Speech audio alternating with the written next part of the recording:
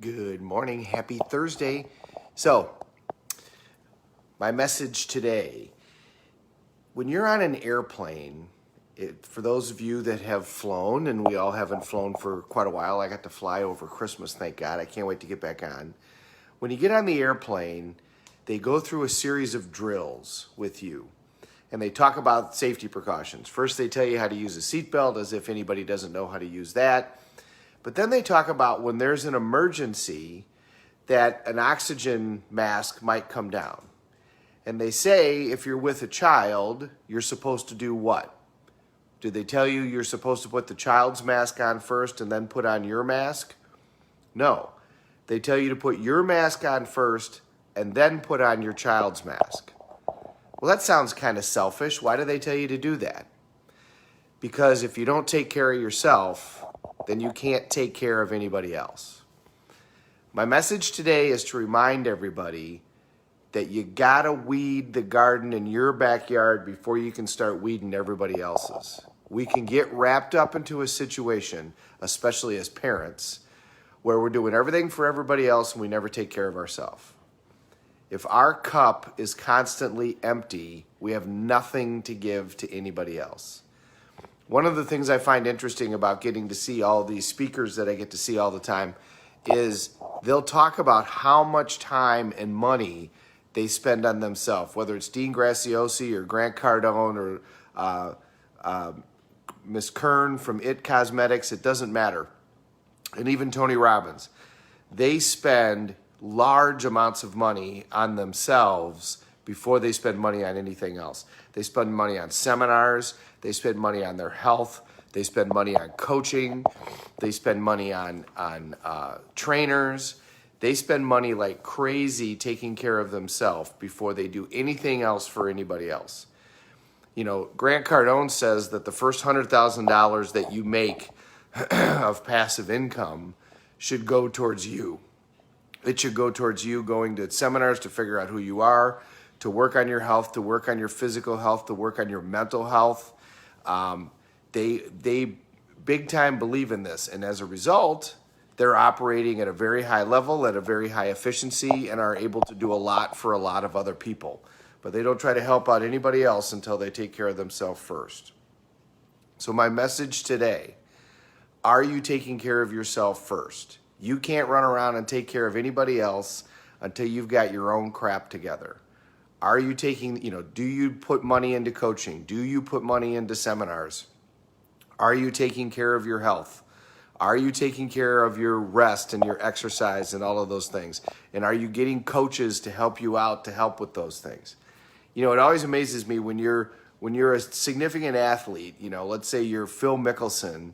It's perfectly fine for you to have, 9 different coaches. You've got a psychologist, you've got a swing coach, you've got a putting coach, you've got a manager, you've got a handler, you've got an agent. You have all of these people. You have an accountant, you have a lawyer. You have this whole team that takes care of you.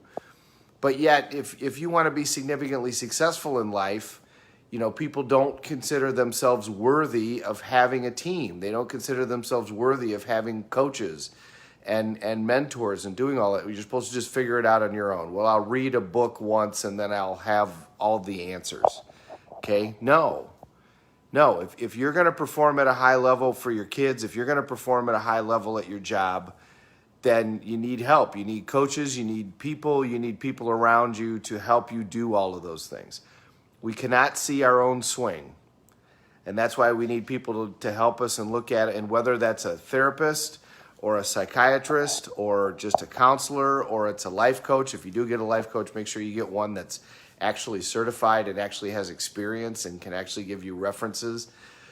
But, nutritionists, trainers, all of these things, they don't have to work full time for you, but you should utilize all of this stuff to put yourself in the right place in order to then go out and accomplish the task that you want to do. Remind me on Sunday. I don't know how you're supposed to remind me, but remind me on Sunday. There's a story towards this that Lauren Slokoff used to tell that's kind of dramatic, but it's really true.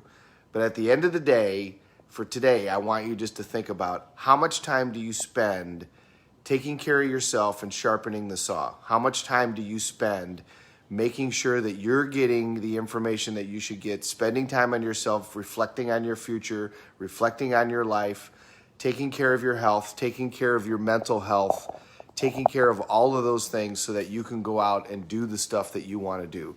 And if you don't have specific amounts of time set aside for that, that is just you. I don't mean, well, like I do a half an hour here and there.